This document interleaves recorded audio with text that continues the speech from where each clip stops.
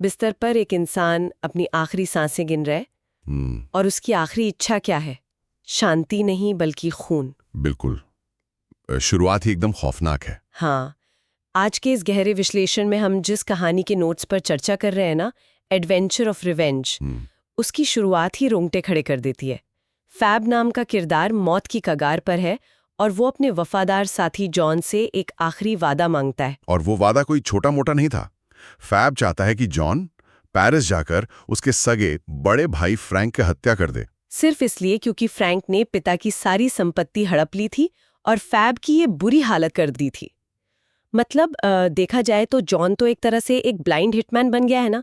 उसे तो अपने शिकार की शक्ल तक नहीं पता। सही कहा आपने। उसे फ्रैंक का चेहरा नहीं मालूम, बस उसे खत्म करना है। और ये जो जॉन की अंधभक्ति है ना, यही इस पूरी मनोवैज्ञानिक उलझन की असली नींव है। बिल्कुल। क्योंकि वो कोई सवाल नहीं करता। हाँ, कोई सबूत भी नहीं मांगता। वो बस भावनाओं में बहकर निकल पड़ता है। और यही बिना सोचे समझे किया गया अंधा भरोसा आगे चलकर उस सबसे बड़े धोखे के लिए एक परफेक्ट मंच तैयार करता है जो पेरिस में उसका इंतजार कर रहा है। और यही बात मुझे सबसे ज्यादा खटकती है। मतलब जॉन बिना चेहरे की पहचान के पेरिस पहुंच तो गया, लेकिन इतने बड़े शहर में वो अपने शिकार को ढूंढेगा कैसे? यही तो कहानी का असली ट्विस्ट है। हाँ, क्योंकि हमारे नोट्स के अनुसार जॉन वहाँ एक अजनबी से मिलता है जो अपना नाम जॉनथन बताता है। जॉन भी अपनी पहचान छुपाता है, खुद को रॉबर्ट बताता है और कहता है कि उसके पास पैसे नहीं हैं। और फिर जॉनथन उसे अपने घर में पनाह दे देता है। बस यही पर मेरा दिमाग घुमा। पेरिस जैसे बड़े शहर में कोई अजनबी यूं ही किसी राह चलते इंसान को अपने घर में रुकने की जगह क्यों देगा? बिल्कुल अजीब है ये। है ना? ये स्थिति तो अपने आप में बहुत बड़ा रेड फ्लैग है। जॉन को शक क्यों नहीं हुआ? मैं ये सोच रही थी। यहीं पर इंसान की जरूरत उसकी तार्किक सोच को धुंधला कर देती है। जॉन का ध्यान सिर्फ इस बात पर था कि वो कैसे भी करके जॉनथन के पैसे चुरा ले, ताकि वो फ्रैंक को ढूंढने का खर्च निकाल सके। एकदम सही। लेकिन असल में शिकार खुद शिकारी के जाल में चलकर जा रहा था। ओहो, मतलब जॉनथन ही? हाँ, बाहर से देखने पर जॉनथन एक भला इंसान लग रहा था, लेकिन वो भेस बदल कर रह रहा फ्रैंक ही था। फ्रैंक को पहले से मालूम था कि जॉन उसे मारने पेरिस आएगा। सच में? ये तो पूरा पासा ही पलट गया। बिल्कुल। ये कोई संयोग नहीं था, बल्कि एक सोची समझी मनोवैज्ञानिक चाल थी। फ्रैंक अपने दुश्मन को अपने ही करीब रखकर उस पर नियंत्रण बना रहा था। मतलब जॉन जिसे बेवकूफ समझकर लूटने की योजना बना रहा था, वही असली मास्टरमाइंड था। फिर तो रात के 3 बजे जब जॉन पैसों का बक्सा चुराने जाता है तब सारा राज खुलता है। हाँ, फ्रैंक अपनी असली पहचान बताता है और जॉन का मजाक उड़ाता है।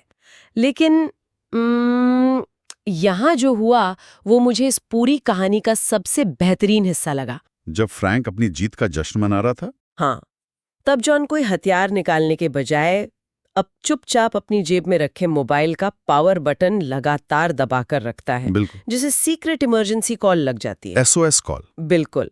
और पुलिस मौके पर पहुंच जाती है। बिना खून खराबे के इतनी आसानी से दुश्मन को मात देना सच में एक बहुत ही व्यवहारिक तरीका था। ये दृश्य दिमाग और ताकत के बीच के अंतर को बहुत ही सटीक तरीके से दर्शाता है। फ्रैंक को अपने मास्टरमाइंड होने का बहुत ज्यादा घमंड था। वो अपनी होशियारी पर ही मुग्ध था। हाँ, उसे लगा उसने जॉन को कितनी आसानी से बेवकूफ बनाया। लेकिन घमंड अक्सर इंसान को अंधा कर देता है।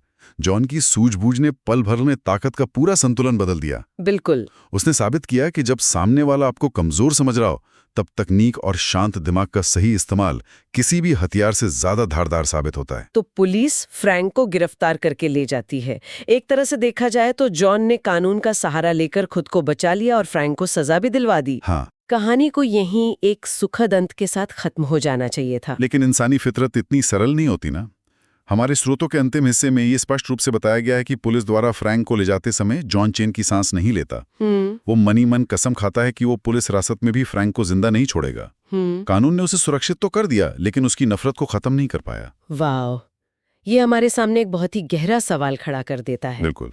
क्या कानूनी न्याय कभी व्यक्तिगत प्रतिशोध की आग को पूरी तरह बुझा सकता है? ब्लाइंड हिटमैन की आंखों से अज्ञानता की पट्टी तो हट गई।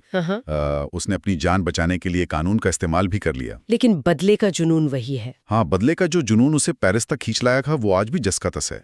ये एक ऐसी मनोवैज्ञानिक उलझन है जिस पर गहराई से सोचने की जरूरत है कि न्याय और प्रतिशोध के बीच की रेखा आखिर कितनी धुंधली हो सकती है।